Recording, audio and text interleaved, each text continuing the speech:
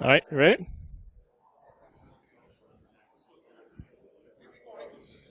All right.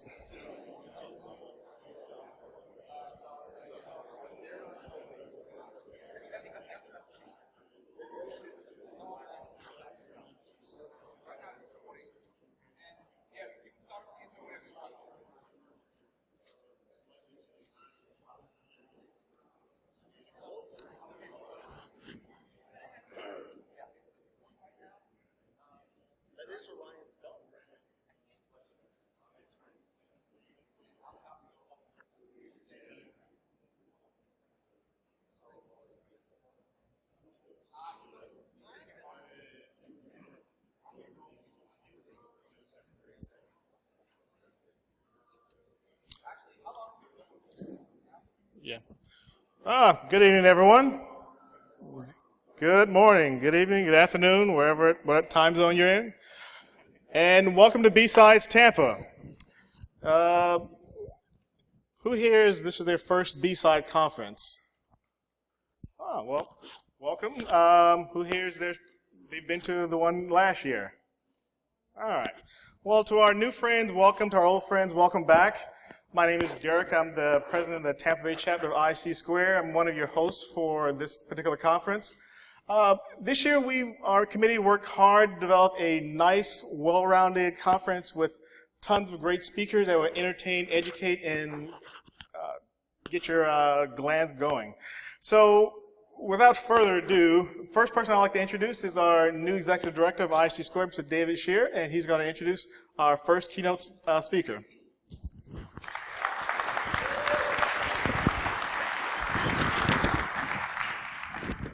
So good morning, everybody. I know we're getting a little bit late to start, so I'm going to do the abbreviated version. Welcome. I'm David Shear, the Executive Director for IC Squared. It's my privilege to introduce our first speaker, Kevin Johnson. He's the CEO of Secure Ideas, a security consulting firm based out of Jacksonville, Florida. He's also a SANS faculty member. He's written courses for SANS Institute. He teaches for Black Hat, OWASP, Misty, and others, and speaks around the country. His focus is application security and pen testing. Kevin runs a number of open source projects, including Samurai WTF and Mobisec. You can find his company's website at securideas.com, and he's got some other bio stuff on his slides, so I'll cut to the quick. You may be a little disappointed. I don't know if this was covered in the advertisement. He's an avid Star Wars fan, and he's planning to use one of his custom-made outfits here this morning. But he pulled into the wrong parking area, and the Renaissance Festival commandeered his Chewbacca outfit. So you're going to have to catch him another time in that. So, ladies and gentlemen, warm welcome for Kevin Johnson.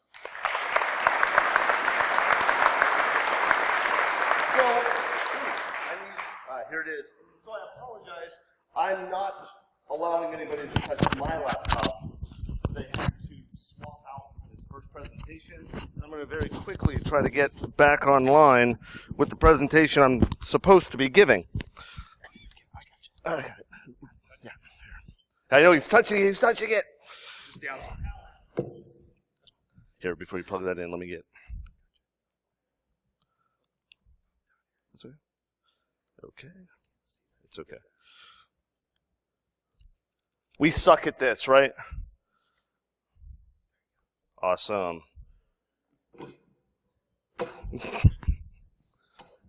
I wasn't kidding.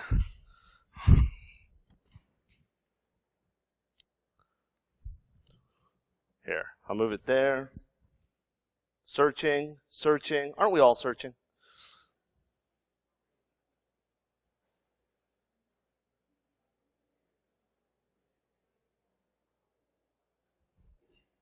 There, awesome. We actually have a talk. This is great. And I'm on. Good morning, everybody. Thank you very much for waiting.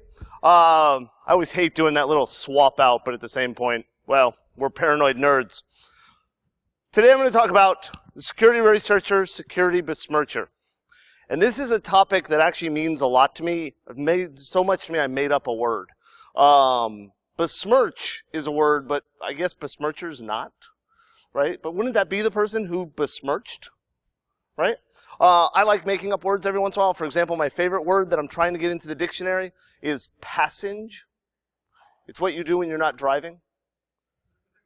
right? I'm going to passage to whatever, right? So, nope, doesn't work. So I was already introduced. There's not much to say about me, except I do want to make one correction. I am no longer a faculty member at SANS. Not anything bad. I just always feel bad when I get credit for something I'm not. I was for 7 years. I taught 16 times a year, and I run a company and have a family, so I had to resign. It just became too much. But I do teach a lot. As a matter of fact, we're going to be teaching a conference in Orlando in April, which I'm excited about. I am a member of the 501st. That is the Star Wars costuming group that I'm a member of. And yes, I have an Imperial Guard, a TIE pilot, an Imperial crew member. I'm building a Stormtrooper and a Chewbacca. And once I finish either the Stormtrooper or the Chewbacca, I'm going to start a Boba Fett. We raise money for charity. Last year we did something like $20 million worldwide. The Squad 7, which is what I'm part of, we did $1 million just in Jacksonville last year, which is awesome, I think. I also have kids. They're up on the screen. I'm going to talk a lot about my children, mainly because I'm really impressed. I convinced a wonderful woman that I was worth spending time with, right? And she puts up with me still. We've strengthened our marriage through travel. I'm home long enough she's tired of me, and then I go away long enough that she misses me. So it works out very nicely. And we have 2 daughters, Brenna and Sarah, who sadly were not able to make it here today because they wanted to. But we're taking them to Monster Jam tonight, so we got to see monster trucks, right? But I talk a lot about them because I believe very firmly that they are why I do what I do, right? My job as a nerd, as a security person, is to make the world better, right? I'm a bad guy. I suck, right? My entire purpose as a consultant is adversarial testing. Right? We come in, we hack you, we tell you where you messed up, we give you recommendations, but we don't fix stuff, right? We have a viewpoint that's different than most people. And I think that a lot of the security field has started to adopt this viewpoint. You suck, I'm out of here, right? That's what we do. We try not to. We try to help, but it's like, I'll give you an example. I had a customer call me up a couple weeks ago. I'm doing a test, and the customer says to me, "So how's the test going?" And I said, "Oh, it's going great." And they're like, "So we're secure?" I'm like, "Oh, no." No. It's going great for me, right? Would you like the 4 million credit card numbers back? We never get to sell those. Like a bonus, right? Like if I steal money from your company, can I keep it? They never let me. But they always ask me, "Can you hack us like the real bad guys do?" Really? You want me to do that? You sure? But, right, this adversarial perspective, this red team perspective, in my opinion, is one of the main reasons why we're going to have the talk today. Because I believe that we have hit a point where we don't feel the law or ethics or morals should apply to us. And I have a problem with this. There's actually a very prominent security researcher. I always love that term, right? I personally am a physical security researcher. Last night I broke into 4 hotel rooms. But don't worry, I was just researching. But we have security researchers, a prominent one who posted a blog post outlining why I'm not sure exactly who we are, but we should not be affected by the chilling effects of the law. That was the statement, the chilling effects of the law. And the person went on to explain that it was really inconvenient for us trying to do security research, for us trying to figure out where flaws are and everything else, to have these pesky laws that prevented us from doing what we wanted to do. Now, I respect this person. I don't necessarily agree with them, but I respect them. And I know that what they were talking about was things like the DMCA, the CFAA, which is vague as anything, right? I know that's what they meant. But I have a temper. How many people here have a temper? Right? Yeah, right? How many people here have thought to themselves, man, I could kill that guy? Right? Would that be a chilling effect of the law to prevent us from doing that? Because according to the statement, it is. And there are a number of people in the world that would not be if I was not stymied by the chilling effect of the law. Because there have been times driving down the road, right? That one guy who keeps his blinker on for 12 miles. I'm going to turn at some point, right? I just want to warn you now, right? We have this Wild West. And let's be blunt. One of the reasons we have the Wild West is because there's so many flaws to find, right? Heck, my wife, Denise, who is a wonderful, wonderful woman, she puts up with so much, but she is so not technical, right? The first words out of her mouth when she met me was, I hate computers. It was a challenge, right? She now lives in a house that has a 300-pound AS400 in it. I don't know why. But, right? When we used to send our daughter to public school, we now homeschool, but when we did, she went into the system to enter in the money for the cafeteria, right? So instead of carrying cash and having it stolen by bullies, right? You know, the bullies still steal my lunch money every day, but they make great Subway sandwiches. But, my daughter, my wife would go in and put money on my daughter's account. And then my daughter could just go into the cafeteria and buy her lunch. This is awesome. My wife found a SQL injection flaw in that website, right? She wasn't testing. She typoed her username, right? And hit the wrong key and didn't notice it and submitted it, and it had a single quote. Now, I know that if I had done that, you'd all be like, bullshit. You accidentally typed a single quote, right? But my wife really did. And I get called, right? I'm in the other end of the house, and she's like, Kevin, come here, right? So I come in, and she's like, what happened? And I look at her, I'm like, oh, that is awesome, right? How did you do that? And she's like, I don't know, right? Now, my wife has learned, she's not one of those computer people. You know those ones, right? Where they have a problem, so they click random places, and then they tell you they did nothing. Right? She's not that person, which is luckily. So I figured out what was happening. We reached out to the school system and said, hey, you have a problem. And you have a problem on a system that has my daughter's social security number. So we have an issue. Right? And their answer was, no, that's not that big a deal. We don't think you understand. Our database has permissions set so you can't do anything bad. Jackass.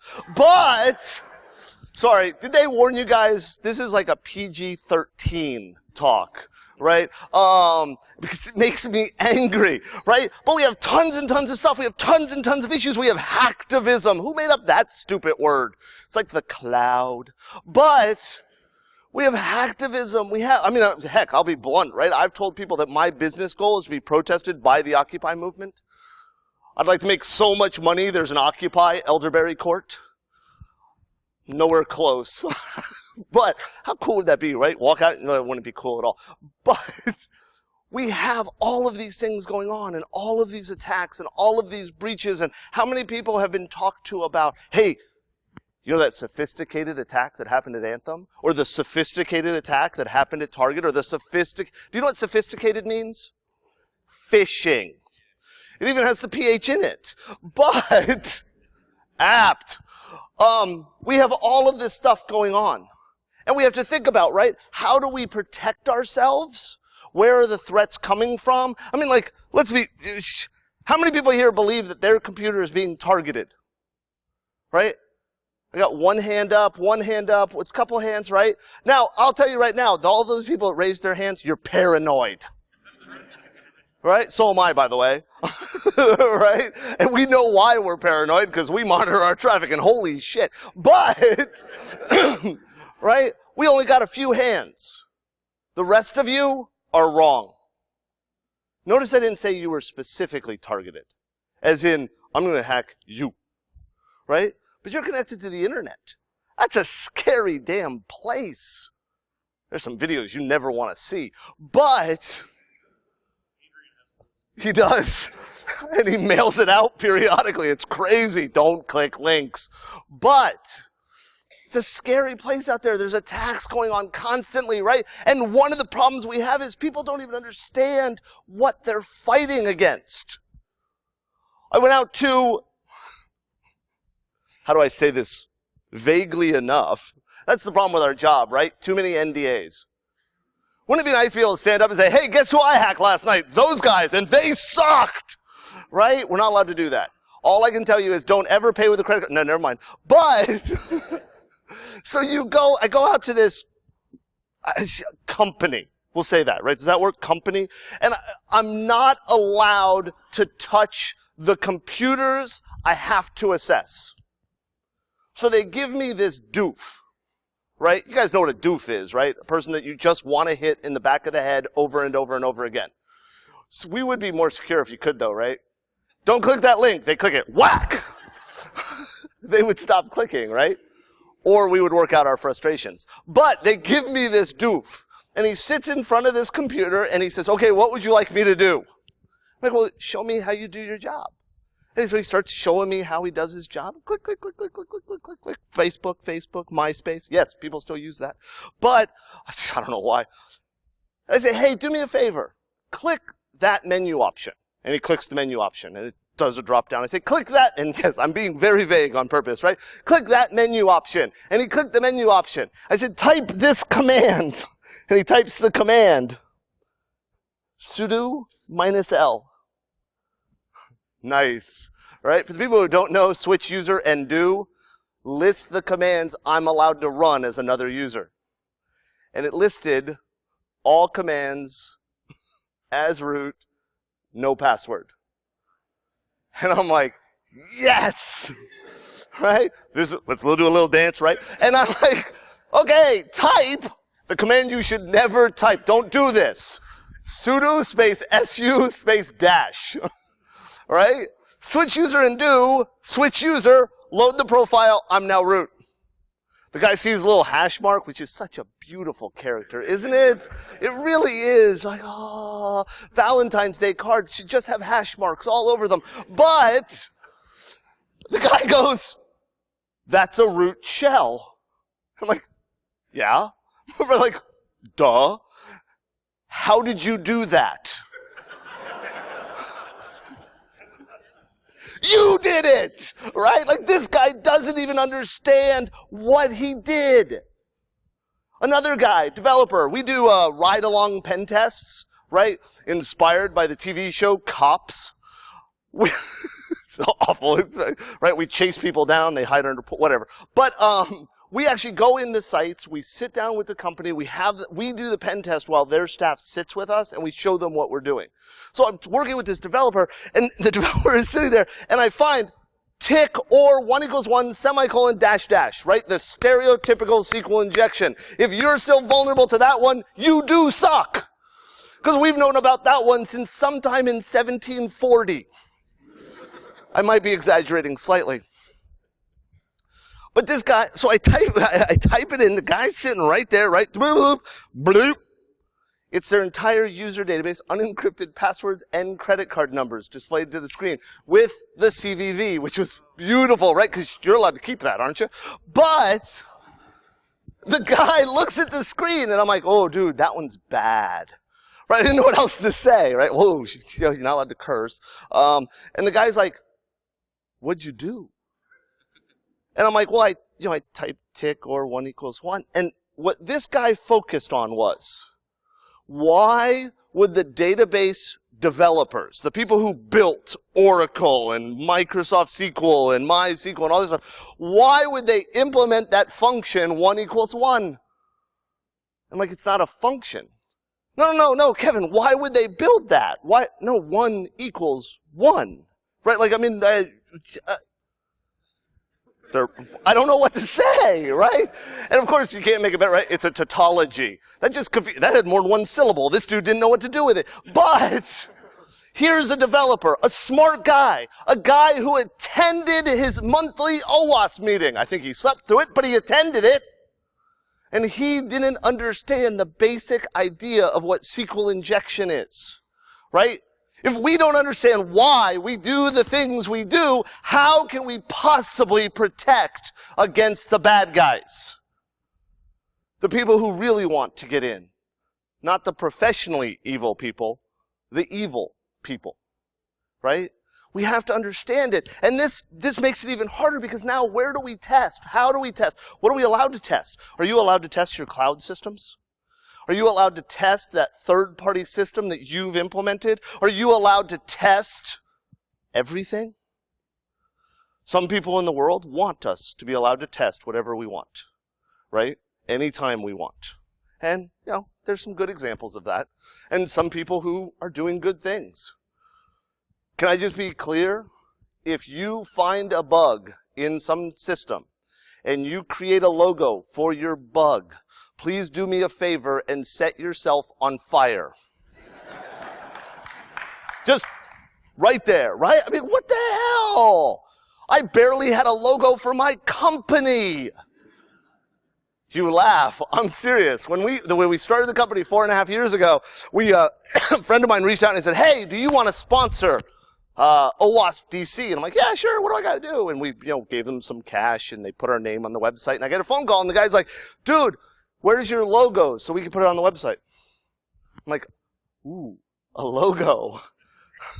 Damn, we probably do need one of those. So I built one real quick, got business cards printed, everything else, send it out to the guy, he put it on the website. I get to BSides, BSides. I get to OWASP DC. A good friend of mine, Tom Eston, and I are going to be speaking together, and I'm very proud, right? Ooh, here's my new business card. And I hand it to him, and he looks at it, he goes, why does it have the Key Bank logo on it? And I'm like, the Key Bank logo? What is that? And sure enough, he pulled out his credit card, and I had the Key Bank logo on my business card. Oops. But, right, we have bugs coming out. And who came up with Poodle? Poodle, really? The next bug will be called Chihuahua and Gerbil. But these aren't scary. But we've got these bugs, and they're being found, and they're being used, and we need to figure out where they are, right? Heartbleed. I can't believe I'm even saying the names of these things, right? But there are major companies who have supposedly been compromised by Heartbleed, exposing data. Now, I don't know. I didn't work those cases, but that's what the internet says, so it must be true, right? We have to figure out what we're doing. And one of the things that many people have advocated is self-testing, right? Not you test your stuff, because that would make too much sense. And the argument is not everybody tests, which is true. I'm amazed at how many times I go into a company and say, hey, we want to test you, right? Or they come to us and say, we want you to test us. And they've never performed even a simple vulnerability scan. I mean, let's be blunt. Nessus is $1,600 a year? If you're in business and can't afford $1,600 a year to buy a scanner, get out of business, right? There's ways to deal with that. Heck, we've got a service that does it. I'm not trying to sell you a service, but this is what we do. And people aren't testing. And so some of the researchers out there have said, what we should do is test for them. We'll just scan the entire internet for Heartbleed. We'll scan the entire internet for shell shock and blah, blah, blah, blah, gerbil, hamster, whatever. Right? This is what we'll do. And I have a problem with this. I do understand the idea that it's for the greater good, right? We're going to help out.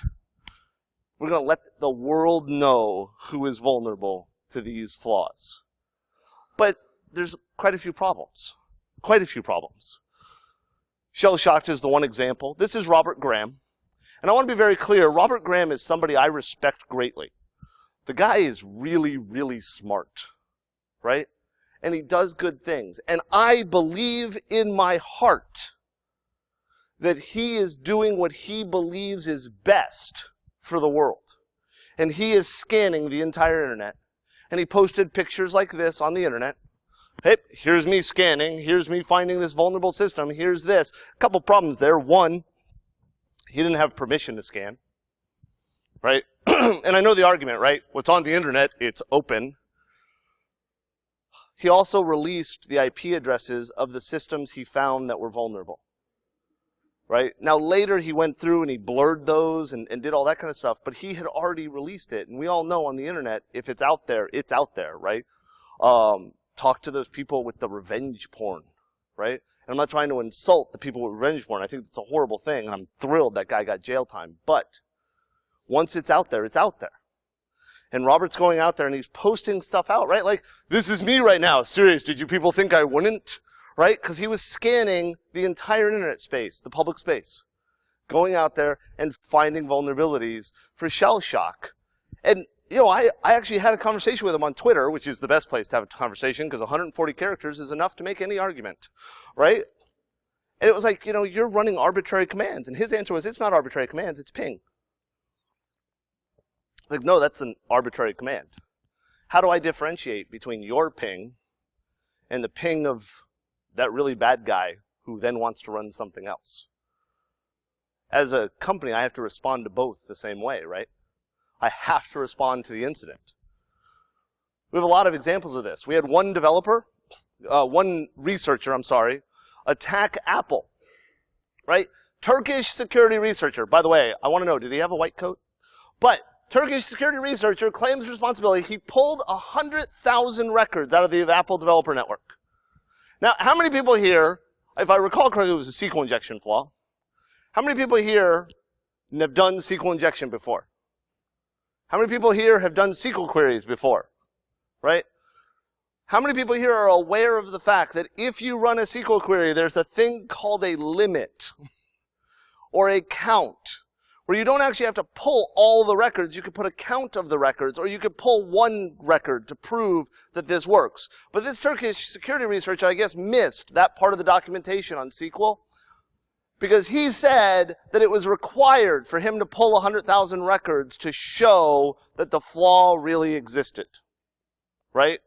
Which isn't true. Apple pulled the developer network offline for a few weeks, right? It was down. And this guy just said, no, it's okay. I'm not a hack attack, right? This is what he said, right? Like, look at this. Look, Apple, this is definitely not a hack attack. I'm not a hacker. I do security researcher. Now, I want to point out a couple things here. First off, how many people believe that O.J. Simpson could have gotten away with the entire trial much faster if he had just tweeted out, I'm not a murderer? Right? I mean, it worked way better. No, Twitter didn't exist back then, but let's go with it for the sake of, my example. Right? So, well, it must be true. But here's the other thing. How egotistical is it to believe that Apple is following you? Because they didn't use Apple's Twitter ID. He just wrote Apple. If he really wanted Apple to know it wasn't him, like it wasn't bad, he probably should have reached out to them. But no, but it's okay, though. It's on YouTube, so that makes it good. And he did tell this Mike Butcher guy, right? And then he went after Google. And he crashed the Google Play network, right? Because he was researching. Now, I don't care what you believe about the legitimacy of randomly attacking things. But I think everybody here can understand that this affects people. And I know a lot of people are like, well, yeah, but Google is a big company. Apple's a big company. Apple has $87 trillion in pennies in the office, right? We saw that about the Samsung settlement. They've got cash. They've got money. They're big. They're a behemoth. Google's the same way. They've got so much money, it's ridiculous. But do you know about the small startup development firms that weren't able to meet their deadlines because they couldn't get access to the system they needed to deploy? Do you know about the developers who are trying to get into the field that were just starting out, that couldn't because the developer networks were down? This impacted people. Google and Apple both had to react as if this was a real attack because guess what? It was a real attack. And that's the problem. You can have the best of intentions, but the other side doesn't know who the hell you are. All you are is somebody who pulled 100,000 records out of their network. Which, by the way, under breach notification laws, Apple now has to notify people. Right? Because personal data got stolen. That's simple. There's a cost to that. Who's paying that cost? And with Apple, we all know, right? Because I've got a MacBook Pro up on the screen, and right? So yeah, I am. That's why I'm so angry, right? But this kind of stuff is going on constantly. And we have this idea, right? What is ethics? How many people here believe they're ethical? Right? I'm always find it funny how many people don't raise their hand to that question. I want to ask that person, right? No. But how many people here believe that their ethics is the same as everybody else's? Right? I believe I'm an ethical person. I'm an evangelical Christian. I'm a Bible thumper, right? I'll admit that. And I believe that I live my life good. I believe I do the right thing. But I will tell you right now that what I consider ethical may not be considered legal. Right? Because I have 2 daughters. I've explained to both of them that when they start dating, it's Florida law that I have to shoot the first person who comes pick them up at the door. Florida law, not my choice, right? But I'll tell you right now, you mess with my kids, what I consider ethical, way looser. Right? Try me. But seriously, what is ethical? Right? Because what is ethical may not be legal. For example, Robert Graham believes that what he is doing is ethical. I'm not going to disagree with him. In his ethics, it is. It's not legal. But he considers it ethical. Other people don't. I don't. Right? And we as a field don't seem to know what is okay. Right? What is allowed? What is ethical? What is moral? What is legal? Because we forget that whole thing about the U.S. isn't by itself. The internet connects everywhere. And I'll tell you right now, the punishments in some of the countries for what we do is way more severe than what it is in the U.S. Right? And we see stuff like this. Talking about ethics, right? How many people recognize some of the people up here? Right? Weave, Snowden, the Jester. Because I'll tell you right now, I look at what Weave is, and nothing against Weave, but I don't like it. I don't think it's appropriate to dox people. I don't think it's appropriate to be a racist, sexist jerk. Right? Yet there are other people that think Weave was a genius because he showed the man by going after AT&T. Same thing with Snowden. There are a number of people who think Snowden is the greatest hero of our time. Right? There are other people, myself included, who think he's a traitor who should be shot, because that is the penalty for treason in the United States. Right? But at the same hand, we look at the Jester. How many people here think the Jester is awesome? Right? I do. Do I recognize the fact that what he's doing is exactly what I'm telling you people shouldn't be allowed to do? Yes, I'm a hypocrite. But I look at what he's doing, I'm like, oh, dude, that's awesome. And that's the problem we have, right? Because what is what he did so much different than what Weave did? I don't know. But I know one is one that I don't like and the other one's one I do. Right? That's how confusing this is. And we've got the idea the ends justifies the means, right? Look at Anonymous. Some of the things that come out of Anonymous, I look and go, well, that was pretty decent. Other things that come out of Anonymous, I go, oh my God. Right?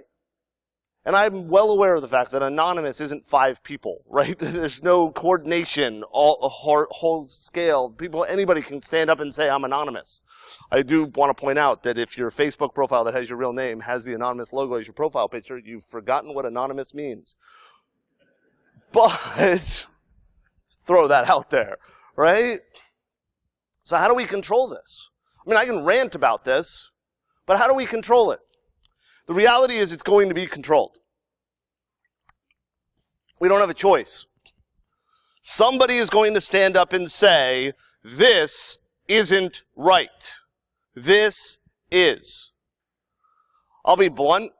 I'd rather not be Congress. Right? Can you imagine? I don't care what political party you're part of or not part of or anything else like that, right? I'm not even sure what political party I'm part of because the one I'm registered to vote under, I'm not so sure about everything they say. Right?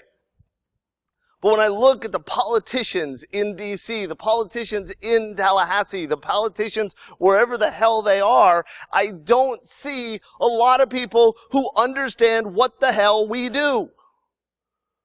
I mean, heck, we've all heard the stories about the senators and the representatives who have their assistant print out all of their email and then handwrite replies that the assistant then types back in.